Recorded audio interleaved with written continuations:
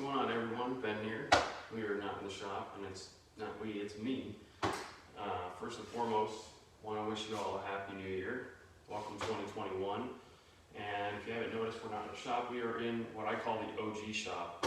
This is actually the original location of Hochman Fabrication and Speed. If you haven't seen or are aware of this place, this is where it all started.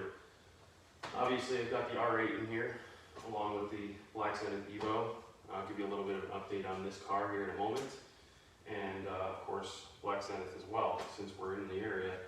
In the meantime, I figured I'd introduce you guys to this space. If you haven't seen it yourselves already, this is the original shop area. I've got my grinder and my vertical bandsaw. That's really just a portable bandsaw that I've just added a branded mount to in order to create a rigid mount for me to be able to cut what I wanted in a small area. You know, a pretty basic Harbor Freight drill press, and then of course a belt sander. And that I had a small 20-ton, or really it started out as I think it was a 12-ton press, and then I added a stronger jack to it because the other one broke. Other than that, it's just some simple stuff that was here in order to make this all possible originally. But nonetheless, we've got both of the race cars here, the new one of course, and then Black Zenith.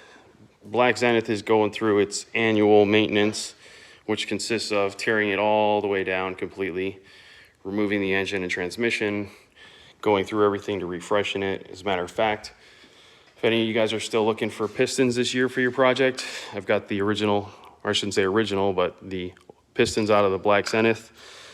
I've got some Weiss Co pistons. If anybody wants them, contact me. I already sold the rods. And other than that, the motor is over at Boost in Performance. So they're refreshing it up. We're gonna end up going to a Demon Spec piston and rod combo. We'll end up reusing the Callie's crank that was on it, and then upgrading the turbo. So more to come on this project. We will be dropping some more weight off of it. We are going to be upgrading to a Haltech ECU.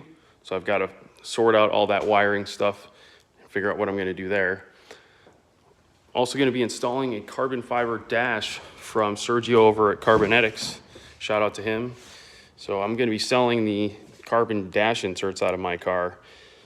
You'll be seeing that come up available soon if you're following me online aside from YouTube. If you are interested in them, reach out and send me a message, and I'll be more than happy to put you on the contact list once they're available. Other than that, going to make some changes to the fuel system, and also going to get rid of this sunroof. Yes, believe it or not, we have had a sunroof in this vehicle the entire time we've been racing it, and that is a tremendous amount of weight at a high center of gravity, which is not helping our efforts here. So in addition to eliminating this weight from above our heads at a high center of gravity, we're going to be installing another one of Sergio Carbonetics products, which is a carbon sunroof delete. So you'll see some more on that later as well.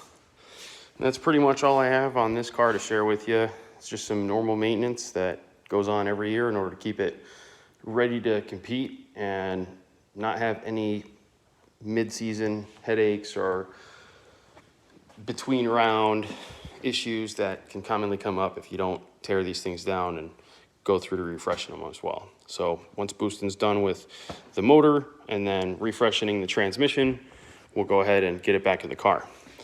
But I know most of you are probably wondering what is going on with that new R8.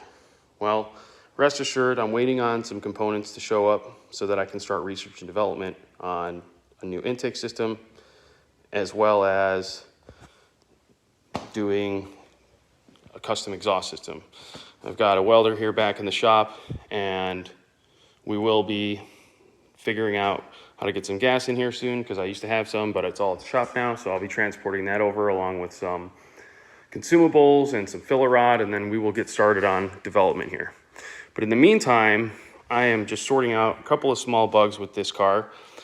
When we acquired it, unfortunately, we ended up acquiring it with some aftermarket taillights, which ultimately ended up having an error code that's on it.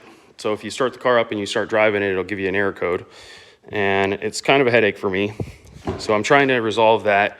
I've been doing some research online to figure out how to get it resolved. And ultimately, I've got to reprogram the VCDS, but from what I understand, it's more complicated than that, because since these are replaced taillights that are supposedly Euro taillights, they have to have either a hardware change in addition to the VCDS, and in addition to that, it gets more complicated because not every car is the same.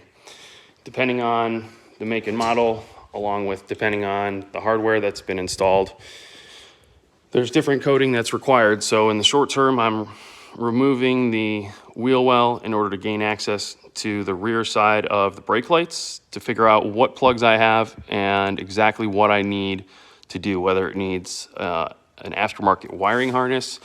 If it already has an aftermarket wiring harness, I'm not exactly sure.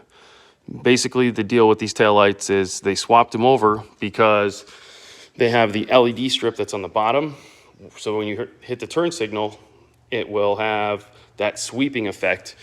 And that's all great and everything, but unfortunately they're unfinished, and now I've got a dash code. So I'm kind of at a crossroads as to whether or not I hunt down, figure out what needs to be done, which can be kind of complicated and a headache and sometimes expensive, or if I just try and program the ECU or the control module for that matter with the VCDS in order to just erase the code. So right now I'm just trying to do some backwards engineering and figure out what's been done on this thing, because I'm not really getting any responses back from not the owner that I purchased it from, but the original owner that did all the work on it.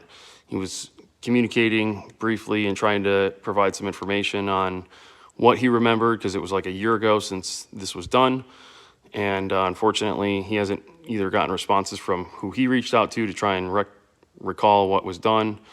And so I'm just sort of backward engineering myself. So if any of you guys have experience and knowledge to make this a simple process, feel free to get in touch with me, because at this point I've spent a couple $100s on the VCDS. I've gone in there to try and reprogram this thing, and at this point I have not been able to get it resolved. So I'm either going to erase the code or reprogram the control module so that I don't have that issue, or try and hopefully, maybe with someone else's help and resources, get this resolved so that the taillights, which the original owner went through the trouble of installing and expense, from what I've understood, only to not to get function properly. So feel free to reach out to me if you do have any information on this.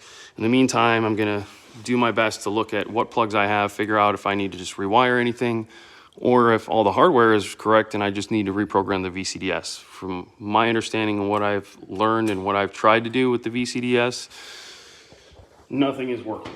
If I make a change, it first and foremost doesn't make the taillights work, or the turn signals for that matter. And then if it does make a change, it's faltering something that was working properly to begin with. So as soon as I get that figured out, I'll start tackling more of the performance stuff that I'm sure most of you guys want updates on. But in the meantime, we have been able to enjoy the car and drive it a little bit, which has been nice before the snow hit. And yeah, pretty soon we'll be popping this rear engine bay and developing some new parts for this application, which I'm really looking forward to. So more to come on that soon, as well as more to come on Black Sonic Evo.